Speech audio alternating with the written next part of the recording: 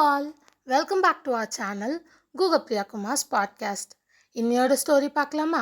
இன்னைக்கு நம்ம பார்க்க போகிற ஸ்டோரி ஹியூமனிட்டி.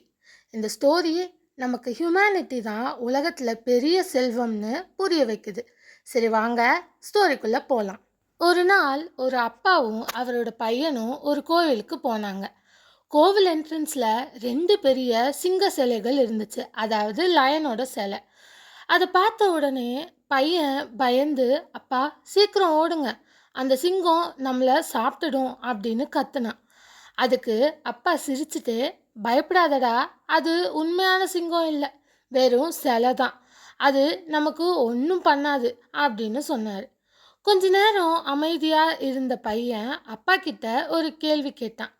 அப்பா, இந்த சிங்க சிலை நம்மளுக்கு ஒன்றுமே பண்ண முடியாதுன்னா கோவிலில் இருக்கிற கடவுள் சிலை எப்படி நமக்கு ஆசீர்வாதம் கொடுக்கும் அப்படின்னு கேட்டான். அந்த கேள்வியை கேட்ட அப்பா ஒரு நிமிஷம் பேசவே முடியாமல் அமைதியாக நின்றுட்டாரு. அந்த நாள் ராத்திரி அவர் அவரோட டைரியில் இப்படி எழுதினாரு. என் பையன் கேட்ட கேள்வி என்னை ரொம்ப யோசிக்க வச்சுது. அதுக்கப்புறம் நான் கடவுளை சிலைகளில் மட்டும் தேடாமல் மனுஷங்களுக்குள்ள தேட ஆரம்பிச்சேன். நான் கடவுளை கண்டுபிடிக்கல, ஆனால் ஹியூமனிட்டியை கண்டுபிடிச்சேன்.